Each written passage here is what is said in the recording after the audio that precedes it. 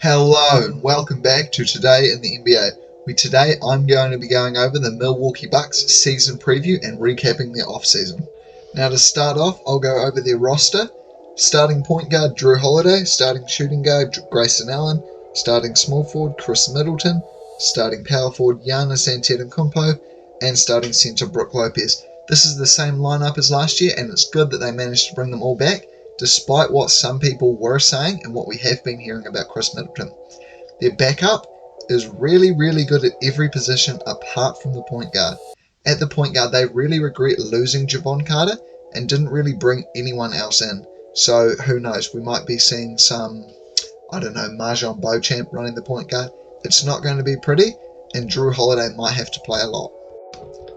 Now, for grading the Bucks off-season, I'm probably going to give them a B plus to a B. They had a really good off-season, keeping Chris Middleton and keeping Brook Lopez, both people who we thought probably could end up on other teams. They managed to bring in both Malik Beasley and I think Jay Crowder, which is great as it gives them heaps more backup minutes, and I probably think that they are the deepest team in the league now, with a very solid 9-man rotation. Now last year, the Bucks were dead center for their offensive rating with 114.3. That's alright, but it's not great, as the 15th standing would show for them. Bringing in more three-point shooters like Malik Beasley and Jay Crowder will definitely help them, along with having Chris Middleton back and hopefully healthy to run some more of those terrifying Chris Middleton-Giannis pick and rolls. Their defensive rating was much better, however, being 4th in the league with 110.9.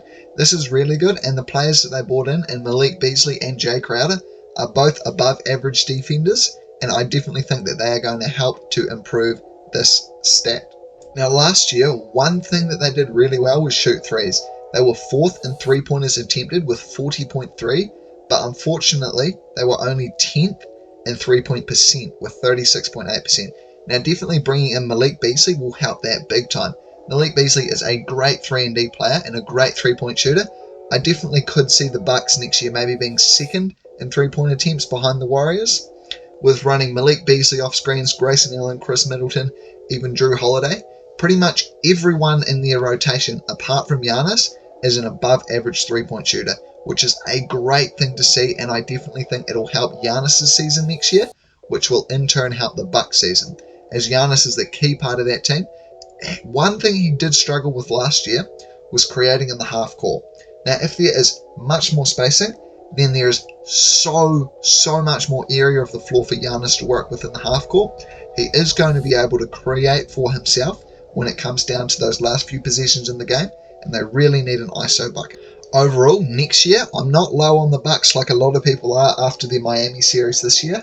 I think they're going to be really good, maybe finishing as the 1, 2, or 3 seed behind either Philadelphia or Boston.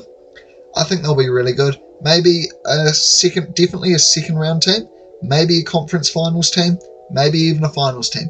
Who knows? I think they'll be really good and they'll come out with a vengeance. Now before I go, there's one more thing that I want to see them do, and that is sign Christian Wood.